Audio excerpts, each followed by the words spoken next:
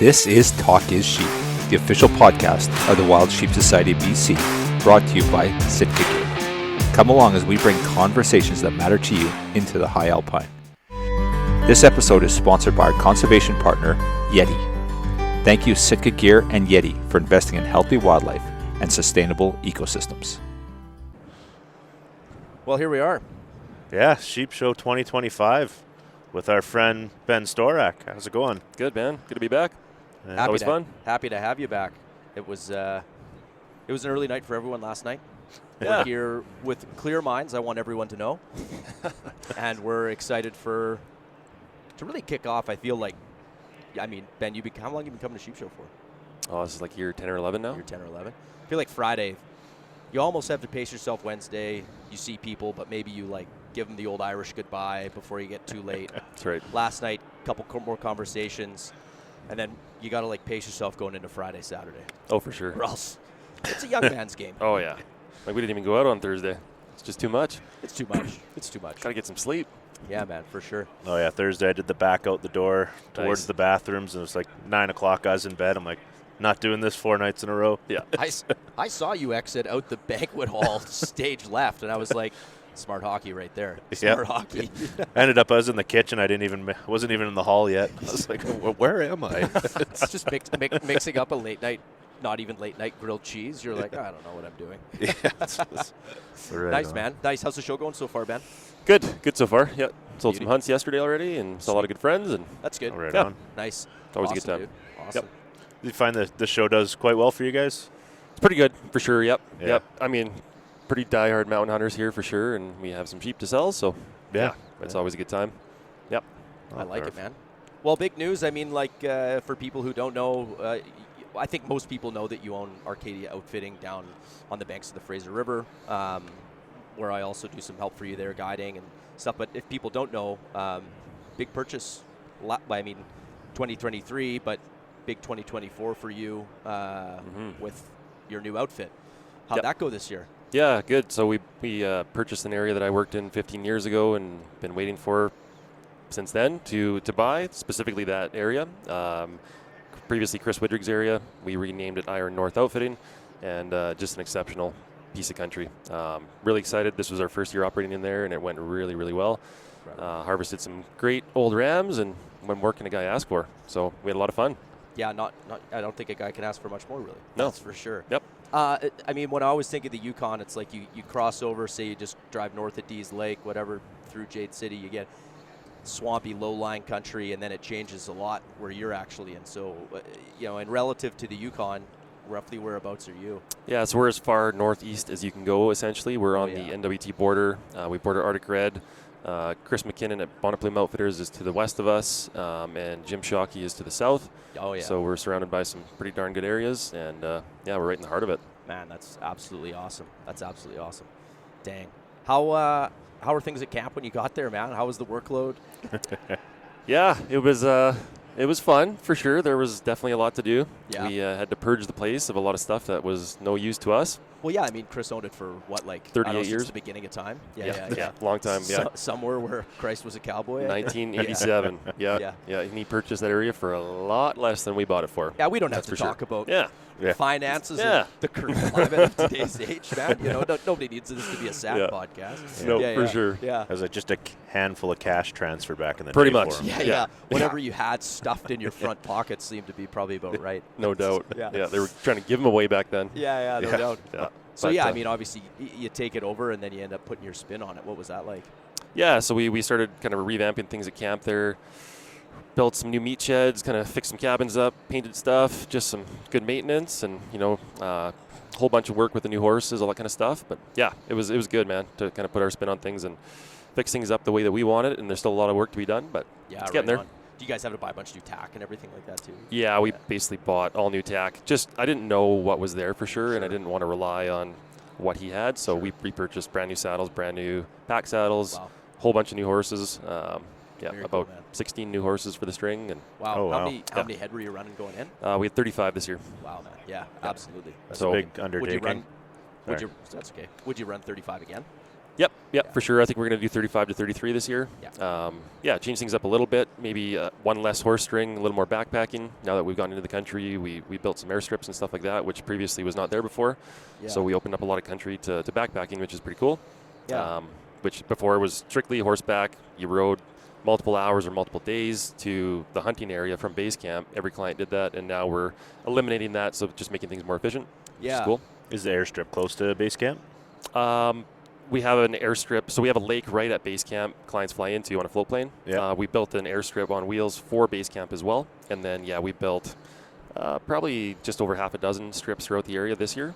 Oh wow, perfect. Which takes multiple days and quite a bit of work, and with lots of improvement to do still, but hopefully do another half dozen this year. Get a few extra young backs in for the right. summer to clean up. That's right. Sound like you just volunteered, Greg. I'll send my son. Yeah. Nice. He's still young. That's good. Perfect. He's got a spine that can do with some damage. Yeah. Good idea. Yeah.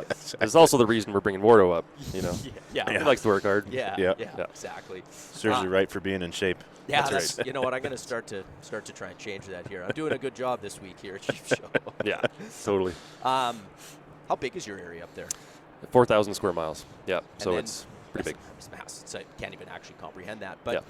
4,000 square miles, how much would you say that Widrig has kind of accessed over the last, 38 years? Right? Roughly. Yeah, so traditionally, again, he was limited by the horseback use. In his early days, he got after it. You know, he hunted quite a bit of the area, but in his last 20-plus years, kind of hunted a little closer to base camps. And so probably I would say there's easily 40% of that area that's really been untouched for the last 20-plus years, which is pretty cool. And who knows what's out there. You know, we got a lot of exploring to do still. Some areas might be total dead zones, and some areas might hold world record moose, caribou, sheep. We just don't know. For sure. So, yeah, that's absolutely wicked, dude. Yep. Wow, 40%. That's cool. Yeah. It's got to feel fun, too, to, get into an area, and it's not just like, all right, well, it's going to be run the exact same way it's been run the exact same amount of years, and you're just, going to take it over. I mean, you literally get to put your own spin on it. Yeah, it's a blessing and a curse, right? Like, you go out there and you have a vision of what you want to do, and sometimes it doesn't work out. Sometimes it does. So it's a learning curve for sure. But I'd say for the most part, everything went really, really well this year, and everything we attempted to do, getting out there, worked really well, and some of it, now we know it's not a good spot to go. Yeah, I mean, So, the class of animal that you were pulling out of there, moose. How many moose went booked this year? so we killed 11 moose this year, and 3 of them were buck. Oh, Yeah. wow. Yep. Nice. Yep, and a couple knocking on the buck door as well. Yeah. And 2 of those buck moose came from areas that, again, had never been hunted. We just went out there, tried checking it out, and boom, there they were. Banger. One guy killed him on the first day of the hunt, and Oh. that was pretty neat. Do you get any, I guess being your first year but up there, but any resident pressure in there at all? This year we had one guy fly in, but that's the first human I've heard flying out there to hunt in, the last 15 years that I've known the area. Nice. And he was someone that worked there previously, so he knew it, and he's a Yukon resident. But typically, no. We have zero resident pressure. To trail the horses in, we're 222.6 kilometers as we ride a horse to get into the area. Oh, okay. So it's a long ways. That's a stretch, yeah. How long does that take? 10 days? So if you push hard, you can do it in 7, but we did it in 11 this year, just taking it easy on the horses. And Cutting in and Yeah. all sorts of stuff. yeah, so 8 to 9 days typically is what it'll take to get in there, and it's a rough trail. The first couple days are pretty swampy, and then you really get into beautiful country after that. But Sure. yeah, it's a hard start.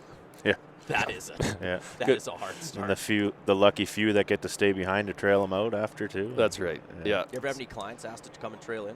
totally. A lot of guys want to, Yeah. but really? we tell them not to. Yeah. You will not want to hunt after this. Yeah. Have you ever had anybody who is coming to trail in? A client who's come to trail in? Or even No, maybe not I as an don't- outfitter, but maybe even as someone you're because you've been a horse guide for also 100 years, and even someone you're all of a sudden show up and Tab's yeah, you're actually bringing this other random guy in. Well, actually, years ago when I worked for Chris McKinnon in the neighboring area, we had the exact same trail in for the first 2 days. Chris McKinnon's father-in-law, Monty, came in with us, and it was just a surprise to all of us. Not a horse guy. He was in his 60s, I think, at the time, mid-60s. Yeah. And we're like, oh, boy, here we go. Yeah, it was interesting. Yeah. He got torn off the saddle multiple times. got bucked off a few times, bailed off a couple times himself, just scared in the bog. Yeah, right on. Unscathed there. Yeah, pretty much unscathed. Well, that's good. Yeah, just hurt his ego a little bit, I think, falling off, but yeah, he made it in, so. Yeah, that's good. But I mean, I don't pretend to be anything that I know anything to do with horses, but it seems like even if you're pretty seasoned, your ego normally gets hurt on any trail in or trail out. Oh, yeah. There's always a horse wreck. No matter how good you are or what you try to do. There's always some bullshit. Horses are just dickheads, man. Yeah. They'll do whatever they can to mess with you. Yeah, 100%, man. So Nice. this is why we're doing more backpacking. That's right. Yeah, we're just going to fly and backpack. It's good. Yeah, exactly. So, that actually kind of brings up a good point. It's mostly just kind of horseback and then obviously backpack outfit. What can people expect with like a backpack hunt? Because I know you got lots of river systems and lakes and stuff up there. Yep. You end up like doing some floating and stuff? Or? Yeah, for sure. So we bought some inflatable pack rafts last year. Floated the river for the first time. It went pretty well. Like guys. little ones, like alpacas? Alpacas. Yeah. Right on. Yep. Well, Stikine pack rafts actually. Stikine, yeah, the ones cool. from Vancouver there, which is cool. So support a local company. Yeah, and totally, man. they were great. The guys put them through the ringer. We floated the Snake River. On that one, got a doubleheader on caribou. Moved the guys. They got a doubleheader on moose shortly after. So they had a hell of a hunt. And then, we floated those a full moose out in those Stikine pack rafts over beaver dams, hauling them out, all that kind of stuff, and they held together. No rips. Really impressive. Did well. Yep. No way. What's the load rating on those? 800? I think those are 750. Yeah, so we were definitely maxed out and then some. Recommended. Yeah. Come on. Yeah, there's always a safety factor on those things. That's right. They were still floating-ish. When you've seen 11 people on the elevator max side and you stuff a few on, it always works, right? Like, come on. Yeah. But, something cool we're going to do this year as well. Obviously floating the rivers is great. You got to be picked up at the end, though, by a float plane to get out of there. So we're going to invest in some inflatable jet boats this year and put them on the rivers, which has never been done in that country. And, again, could go really well. But I'm sure there's going to be some learning curve there as well. And oh, yeah, for sure. Yep. Yeah, so, you mean as I joyride them up and down? Exactly. yeah. Wardo's going to be the test dummy for that one for sure. The hard emphasis on dummy on the side of that. Just bring a helmet. It'll be good. Yeah. Everybody gets like fitted with like rodeo gear, like the cage helmet. Oh, yeah. Looks like a mouth guard. Yeah. What are we doing? Little water wings and life jacket just in case. And, Oh, yeah. Yeah. Nice, man. Sweet. Yeah. So, a lot of obviously horseback, backpack hunt and stuff like that. And then what do you think? I think it's about time that we chat a little bit more about an awesome chance to win a hunt at your place. Yep. That's going to be drawn in a couple of weeks. So in Dawson on the 1st, I believe. At the Northern. Yeah. Yep. At the Northern Fundraiser, Dawson, and BC. the one special thing that this hunt offers that none ever do, it's this year. You're going this year. So that's right. That's a pretty sweet deal. That's so it's our season opener. So August 1st, guys will come out there the 30th. They'll fly into camp, and then we'll head out, do some pre-scouting, and then we can officially start hunting August 1st. Dang. Yeah. But that's a backpack hunt. Going to hit up some beautiful country for sure. And we found a lot of really good rams last year that were 8, 9, 10 years old, and we passed them up looking for those older ones. So there's some great rams left in that country. That should be a lot of fun to hunt. And I know where they're at. So I think it's no surprise anybody who's in the sheep world knows that they hear a lot about maybe Dall sheep up in the far north, especially Alaska and stuff like that, and some of the NWT struggling. But it just doesn't really seem to be the case with you, just the way the weather kind of works.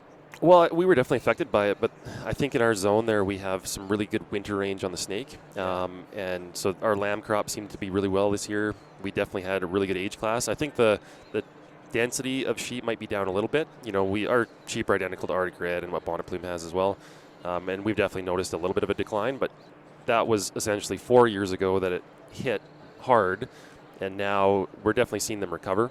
Yeah. And the age class this year was certainly better than last year already for Arctic Red and everyone else included. So, but we harvested great old rams across the board everywhere, awesome. Which was pleasantly surprising. We went in there expecting it to be a little harder than it was, and it went really well. Yeah, awesome. So you got that draw coming up in a couple weeks. If you're in BC, you can buy a raffle ticket, right, Greg? Yes, sir. Sweet. So obviously you get on that. Yeah. I'm going to buy one and then go up and hopefully win. And with those tickets too, they just need to be purchased within BC. So that's right. You can be from outside the province and get your tickets, but whoever buys them and gifts them or whatever, they need to be within BC. That's our rules. So just hear Greg's statement of gifts. So if you need to talk to somebody about purchasing some raffle tickets for you, that's actually well within the scope. Yeah, right. Yeah. If you've got a family member that wants to buy you a present, Can buy as many Pretty good tickets gift. as needed. Yeah. Not bad. Is Yeah. somebody able, Ben, up there, say they come up? I mean, anybody I ever talk to when I'm working out of your booth and stuff like that, I'm like, it almost, unless you have one already and you're not interested, it seems insane to not add on a caribou. Is that a possibility? For sure. Yeah, Yep. nice. So caribou's on a trophy fee basis. So Yeah, sweet. we give the guys all the tags, Yeah. and grizzly bear as well. If they see grizzly and they really want to shoot one, they could shoot a grizzly and a caribou on a trophy fee basis. So Yeah. I mean, like last place in Canada, right? You can yeah, kill for a sure. grizzly bear, right? Yep, Yeah. yep. Wow.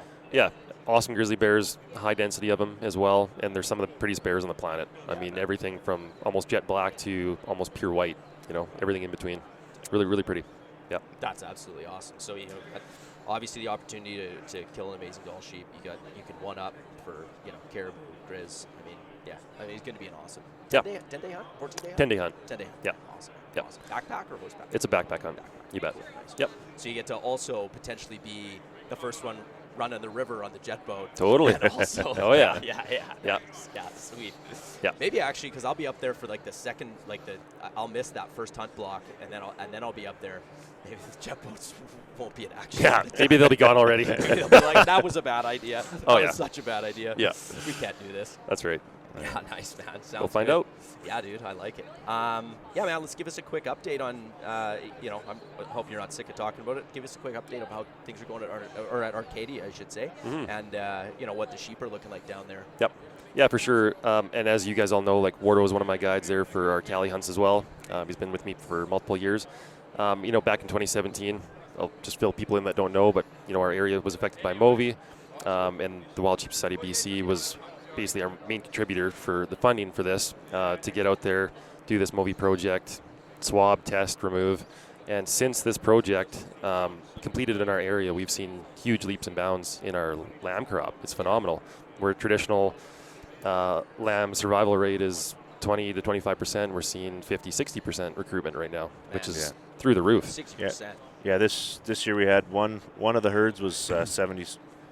Really? Yeah, it was incredible numbers. That's amazing. That's incredible. Man, that's so awesome to see. And in large part, it's from removing this Movi, but it's also predator hunting as well. And for example, we just finished a cougar hunt last week before coming here, and we were after this big tom that we chased for 3-4 years in a row in a certain area and just could never get him because he's always hunting sheep in the cliffs. And we finally, after 2.5 days, put him in a tree, took him out, and he was an old 8-year-old plus tom. Yeah. Canines worn right out, and he was a sheep killer. So removing that one predator alone will save dozens of sheep and deer, which is really, really cool. So all that combined, the sheep are doing phenomenal out there. And this year as well, we harvested our best ram to date. Yeah. We saw another of that caliber. It's really cool to see the area improving. And I mean, not to hijack it, but it's like, even in the few years I've been there to see, I spent a lot of time spotting and looking at stuff, and, to see the amount of, just the amount of lambs with all the groups of ewes now, like it's noticeable for even somebody like myself, right? Mm-hmm. And then, like just seeing like year after year, like, oh, that's better age class, oh, that's better, like, or not, I shouldn't say age class, but like that's better horn genetics, and it's like happening, right? Yeah. And that's the point, and I'll just hammer on this shortly. That's the point of, what we're all here for is like conservation and wild sheep, right? Like this is where, buying a life membership, this is where a monarch membership, this is where donations, they all matter, they all help, and it really is important when you see the kind of work that was done that I get to see, that I'm lucky enough to see on a yearly basis at your place on the banks of the Fraser River. That's absolutely incredible. 100%. I mean, without you guys, our sheep population would be hurting right now, for sure. Yeah. So it's been really rewarding to work with you guys and see it improve. It's absolutely awesome. Yeah, it's nice because you guys are on the landscape the whole time. So, bios go out and fly, and we're out there for a few months, but you're there, so you get to see the truth behind it. So, it's a huge success story. Yeah. It's amazing, eh? Yeah, it's the first time it was done in Canada, I believe, in our area. So, a bit of a test, and here we go. There's a major success. Absolutely, just unbelievable, man. It's very cool to see. Mm-hmm.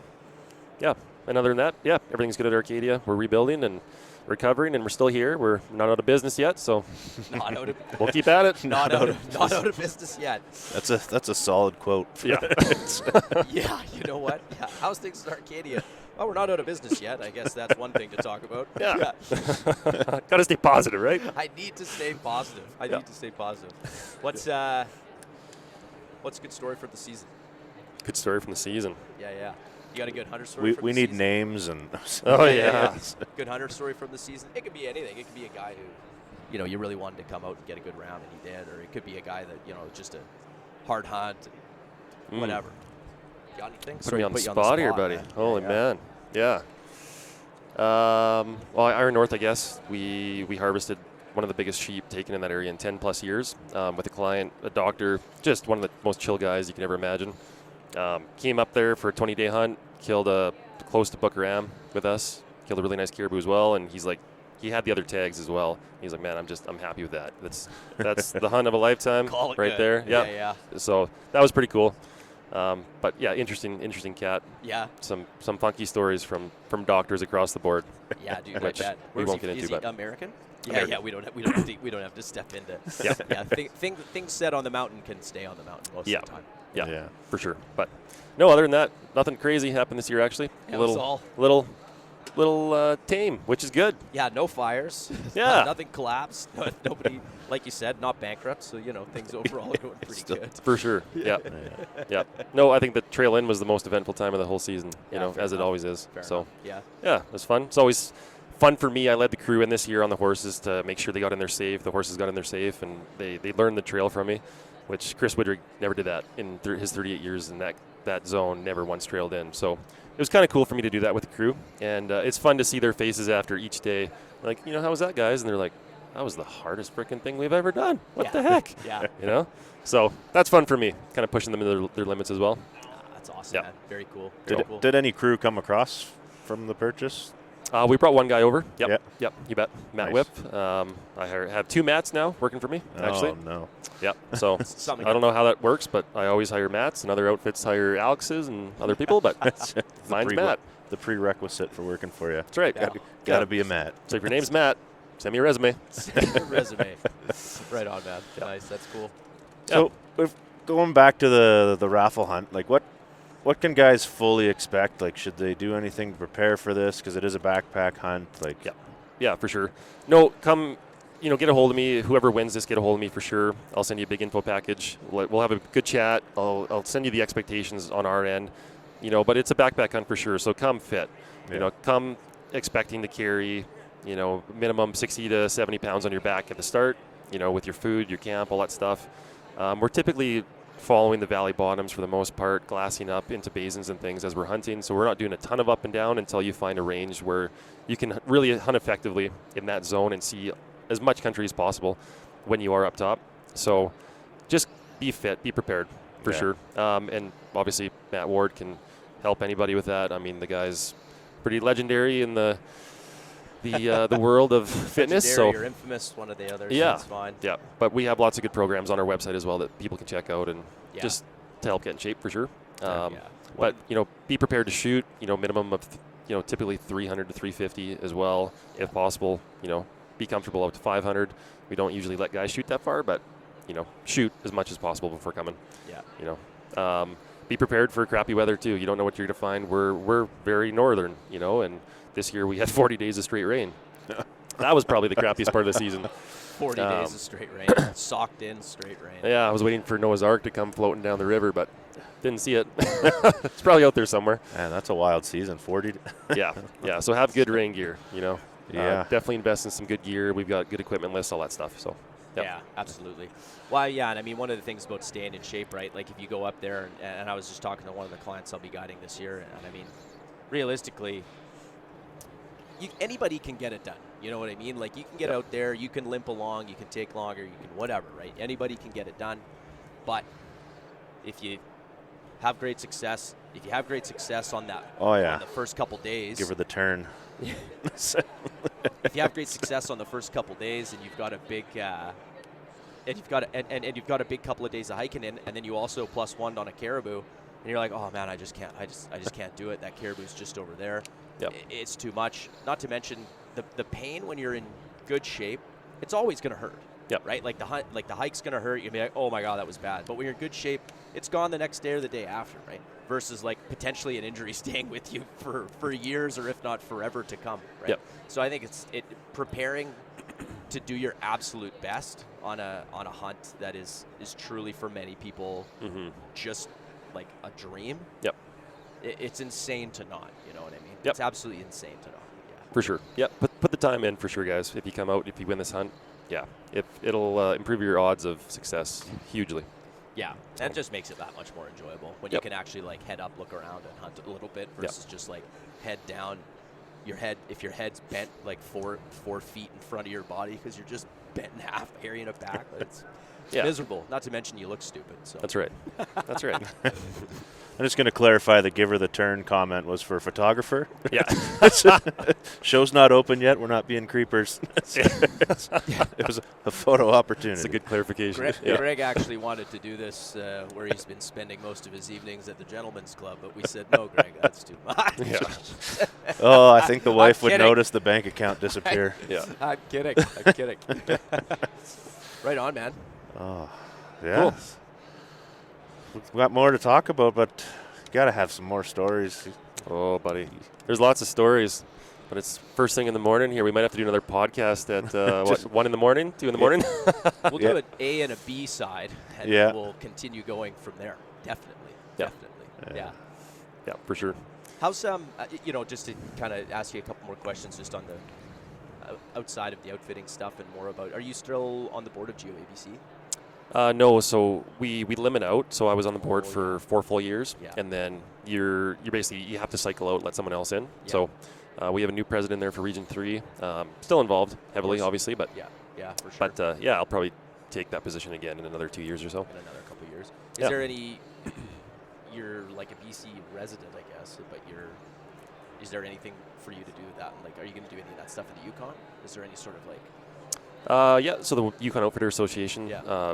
There's 16 members in our organization, so it's nice and small. Basically, everyone's a director, essentially. Yeah. So we have our, multiple meetings a year, but it's essentially the same, just on a smaller scale. Yeah. For sure. Great organization. And actually, at this show, we have a drawing, which not a lot of people know about as well, but we're essentially offering a $40,000 credit for any hunt in the Yukon, any outfitter in the Yukon as well, at this show, and it's $200 a ticket. Okay. The outfitters in the YOA, so all the ones at this show have a form at our booth that people can come sign up for, and then they will charge the credit card on file. Oh, no way. But I think there's 700 or 750 tickets given out for this, so pretty good odds of winning.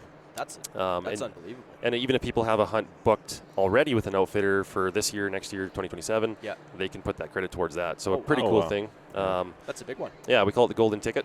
For the Yukon, which is fitting, and you actually get a golden ticket or a golden nugget with it as well. From the Yukon, which is kind of cool. So some great stuff happening at this show for sure. Dang, that's super cool. As part of this and that. But and that's good for any animal. Too? Any animal. Yep. Oh, nice. Any animal and any Yukon outfitter. Any Yukon Outfitter Association member. Yeah. So member. Okay, so there's four outfits that are not members. Oh. But any of the 16 others, and those are the 16 you want to go with, anyways. Yeah, fair enough. Yeah. I won't pry anymore on that. But That's right. That seems quite straightforward. Yeah. Do you see there's a big difference between the way wildlife's maybe managed in the Yukon versus British Columbia? Obviously, like way different population-wise, a lot of politic differences, obviously. But do you see things done in BC that you'd like to see done in the Yukon, or the Yukon that you'd like to see done in BC, or vice versa? No, they're pretty similar. I just find that the Yukon is probably 10 years behind BC in everything, on the political spectrum, everything with First Nation, just across the board. And so being a part of GeoABC in BC for this many years has really helped teach me kind of where the Yukon is going. Yeah. The Yukon's a great place to be an outfitter for sure, BC as well. But as the politics go, there's some risk there. Is there some things you're going to maybe try and implement or at least bring to light that you're like, hey, like this is what was happening in BC? I mean, guys in the YOA aren't obtuse to what goes on down here. Like, you're all friends, right? So some of I'd say a big chunk of you even live down here. So well, not down here in Reno, down here in British Columbia. But it's just things you're going to try and bring forward or anything along? No, for sure. And like I said, we have these meetings, and excuse me, I've already brought up a lot of the stuff that has happened in BC, and I see happening in the Yukon already. So just to prepare everybody for that, and the GeoABC staff we have, Scott Ellis, Jennifer, and Brenda, they're some of the best I've ever worked with. They're They're unreal. And Scott Ellis is one of the smartest men I've ever met in my life. And he's a great asset, and he's just someone that we need to, I think, utilize a little more in the Yukon as well, across the board. He's he's so good at what he does. Yeah. And he really cares, about wildlife and the outfitting industry. So That's awesome, man. Yeah. Yeah, very cool. Yeah, I will say from personal experience, going to the GOABC meeting, it's very nice. It's in Kelowna. Is it in Kelowna again this year? Kelowna, yep. Yes. You bet. It's a very easy commute for me. It is. I love hearing Scott speak, man. It's fantastic. He does a great job. He's very down to earth and very educated. Yeah, it's inspiring every time I hear that guy speak. For sure. Yeah, he's well spoken. Yeah. He's a good guy to have on our side. Yeah, for sure. Man. Yeah, the wealth of knowledge and not afraid to tell you if you're being dumb. Oh yeah, he'll tell you. He's kind of like Wardo that way. Yeah. We've got a few phone calls from him before. We're like, you sure about that, guys? Yeah. Fair enough. Whoops. Sorry, Scott. It's like your dad calling you, or like, shit, like a coach. You're like, I'm not mad, guys. Just a bit disappointed. You're like, oh, it stings. Yeah. So, listeners might know that you work for me in Arcadia, Matt, but do they know that you're coming up to Iron North? Have you ever mentioned that to anybody? Maybe not, I don't know. Maybe not. Yeah, I'm gonna get to go to the Iron North this year, to the Yukon, and finally, spend maybe 7 or 8 weeks or something like that up there. And I'm pretty excited. The wife's planning on coming up with me for some chunk of that time, and I couldn't be more excited to have gone from a later in life hunter to guiding some of the most world-renowned animals world-renowned animals, that I can only kind of dream of. I'm a little at loss for words when I think about it sometimes, but it's pretty wild. Like, we didn't meet that long ago in the scheme of things, and guided you on a mule deer hunt, and your trajectory in this field has just been incredible. That's actually funny. I was a couple of Pendletons in last night, and just a couple. Marvin and I were talking about that, and Marvin's like, if you don't know Marvin Kwiatkowski, he's actually got he's an incredible guy. Is he the president of BC RMGA? The whole thing. The whole thing, right? Yeah. Okay. Yeah. So he's the president of RMGA, Rocky Mountain Gold Alliance, and I say this with all due respect. There's probably nobody with a bigger set of balls that I know man. anywhere in the hunting world, man. Like, the guy just 20 plus years hunting goats in the nastiest terrain and terrace, and coming out of it not unscathed. If you ever see Marvin, bump into him, or you're down here and you get to see him, ask to see the lack of kneecap that he has on the left, and you'll see what surgeries looked like in the 90s. And anyways, that's a story he can tell you. He told that story on this podcast a while back. Oh, did he? Yeah, fantastic. It's gnarly, man. Yeah. Oh boy. He's just a gnarly guy, but incredibly resourceful, very kind and generous with his time. But he's taken 30 years to learn what he knows what he knows hunting. And Caden in the last few years has kind of just taken all of his lessons, and he's like, this is what you do, this is where you go, this is how you do that. And I feel like that's kind of like what I've gotten. Like, I've gotten, between you, maybe Nolan, Lauren Trousdale, guys like that, I just get to learn at a very accelerated rate if you're willing to learn. You know what I mean? And then you have to also practice. Like, you can't just listen to it on a podcast or hear something. You actually have to be out there in the field, putting time in. Nolan said it many times on the journal before. Don't worry about what gear you have. Just put time in the field. Don't do something dangerous, but just put time in and you'll get better at it. And I feel like that's kind of been a big part of what I've kind of been able to do with this, is just kind of keep grinding and keep learning. And I know this year I'm going to get 8 straight weeks of learning. It's going to be fucking awesome, man. And I don't want to look past this year, but I feel like I'm already excited for the year after. What mistakes I make this year, and then learn from them and get better. And it's just such a crash course in really seeing what you're made of, I think. Be a good test. Yeah, it'll be good. And your only other time up north so far was the time you came to Arctic Red. That's right. It's my only time in the far north, the real. So past BC was when I was got married. You married my wife and I. Yeah. So, and as the crow flies, really not far away from where you'll be this year with us. So pretty cool. Pretty damn exciting, man. Full circle, some say. Yeah. Full circle. In a short amount amount of of time, as some might say. Oh, look at that one. Solid play. Solid play. So bad. Wow, so bad. But I like it. Yeah. Yeah, it's awesome, man. Freaking A. So is there a possibility of him being up there for the raffle hunt, or is that a little? It's up to him. I won't be able to be up there for that first block. It's just too much time out of clinic for me, I think. But so if it's the first block, then no. But if it's the second, then yes. Mm-hmm. So that's a selling point too. Wardo won't be there. Yeah, when you go. You won't have to deal with him. Super smart. You won't have to turn the volume down. Right? Hand out headphones as for people up there, and they just make Matt disappear. Noise canceling. Noise canceling headphones for sure. I'm just yammering away as I probably just hike out of your sight anyways. Yeah. No, it was actually pretty fun. Like together on that hunt, we found the Iron North name together. You know, we were still deciding on the name for the outfit at the time. Right. Yeah, while we were out there. Were talking about all the different names, and not talking about how you wanted to call it, like just a mountain name, because it's like it's like right where it is, whatever.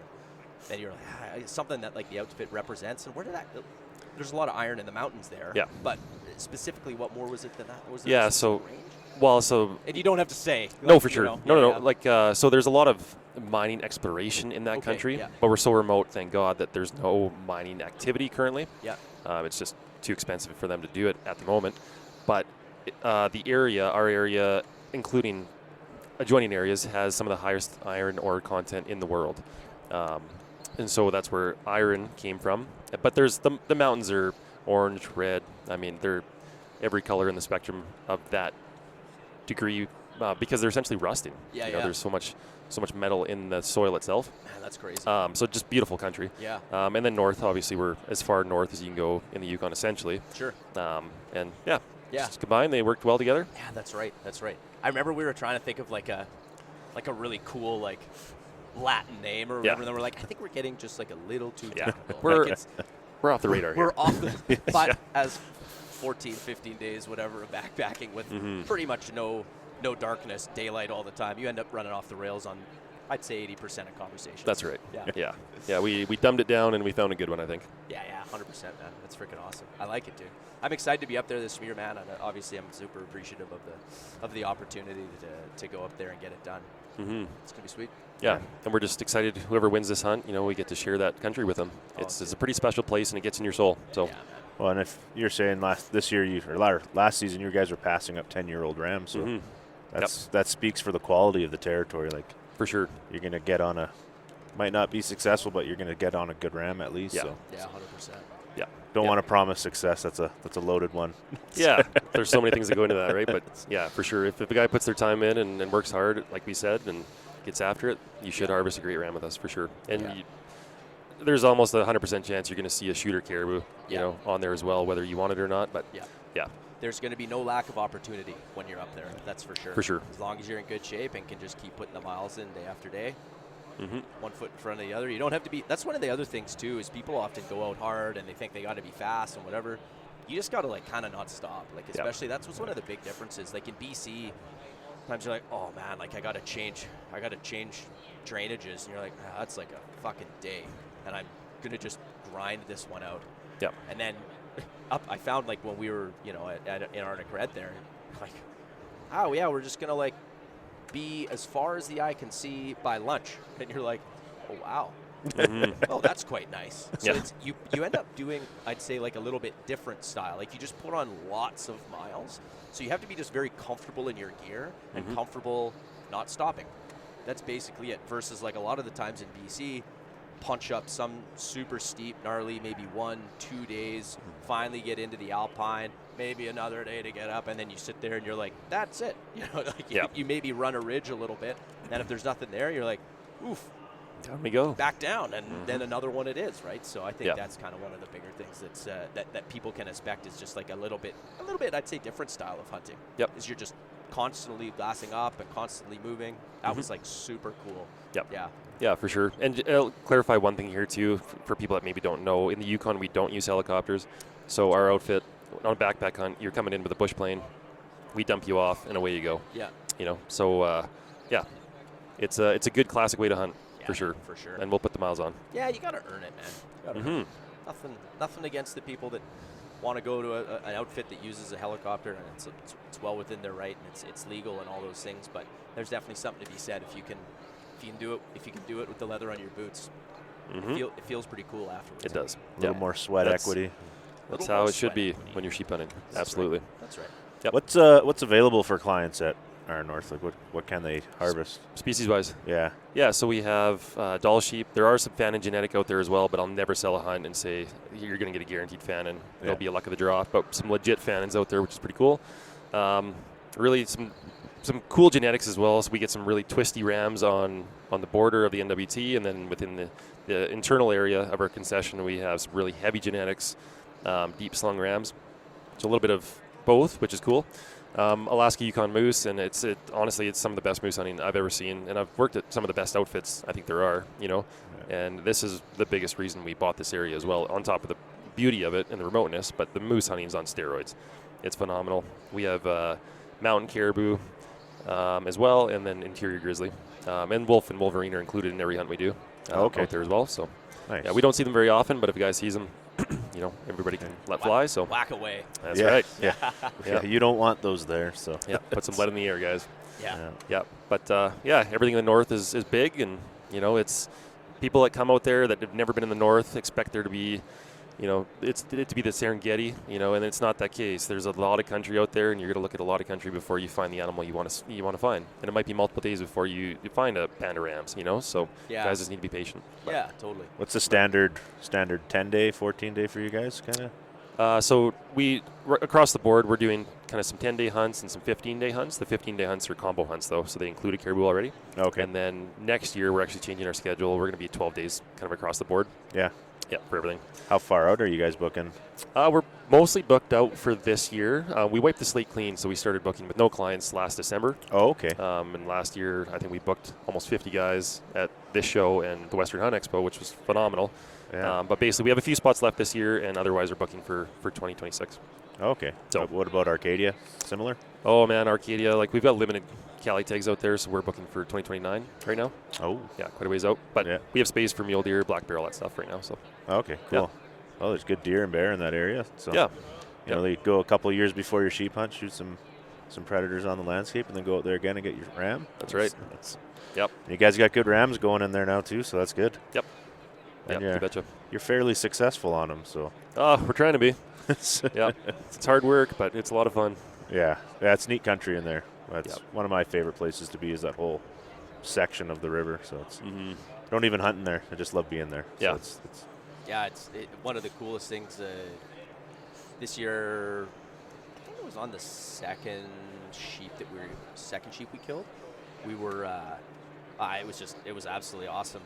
I had to get out of the tent, take a pee in the middle of the night, and I get out, and the moon was just ripping bright, and I'm kind of in the tent, and get out, and you can't see anything other than just like you can't see any. There's no buildings, obviously, anything like that. All you see is just the cliffs and almost like hoodoo-y type things with the moonlight. And I'm kind of in a sleepy daze, and I'm like, my God, it's like I'm on the moon. It's just it's such a cool spot after spending so much time, hunting the trees in the forest and all that stuff, to then go out there and just hunt that truly fucking desert landscape. It's incredible. It's pretty unique for BCA. Yeah, man. Anywhere. Yeah. And when you sit down, you got to look where you're sitting so you don't get a cactus in the ass. Cactus all the time. Oh. Those surprise you the first time. Oh, yeah. And the 50th, man. Yeah. You think you're safe, but no. Stupid I made a mistake on one of the last sheep counts of getting out of the tent to go to the bathroom in the middle of the night with no shoes on. Oh. I was like, huge mistake. This ruins the next day. Man, this year because I call them jumping cactus. I don't even know if that's their real name, but they kind of spring load out of the ground, right? And they, I brush one with my heel, and you don't even feel it because you're in a boot, and all of a sudden it sticks into your calf, but it's just maybe on my pant, it's just on my pants. Yeah. And I was like, oh, there's some sheep. And I sat back down on my fucking leg, heel to butt, and just squished it in there. And I was like, damn these things. I mean, when will I learn to have a look? Yep. Yeah. Now you're awake. Never, man. Never. Yeah. No, never fails. Right on. Yeah. You got to probably get running to your booth pretty quick here. The show just opened here, so. Where can people find out about you? Socials? Yeah. Website? So, Wild Sheep Society BC, obviously these podcasts and things, and always kind of been involved there. But Arcadia Outfitting on Instagram. We're starting to do some stuff for Iron North as well. Not too much yet, but ArcadiaOutfitting.com and Iron North Outfitting.com as well. We finally got the website up and running a couple days ago. So Yeah. Perfect. So we're all over there, but I like it, dude. Yeah. Good to see you there, and enjoy the rest of the show. If someone's no one will hear this when they're down here, so I was going to say where can they find you down here, but that doesn't matter. no, That's right. no one's listening No to the one will find podcast you that's down here. Yeah, that's right. Sounds We're going to good. try to get it out early, but it won't be early enough for. Yeah, it'll be out on Wednesday or something like that. Oh, nice. Yeah, we sweet. want to get it out early, push that raffle, and Yeah, Yeah. cool. thank you for your time. And Totally. Cool. it's not a busy schedule down here at all, and nobody's hungover ever, and Nope. Yeah. it's great. Nobody's tired. Nope. Nobody's slurring the Early words. nights, Yeah.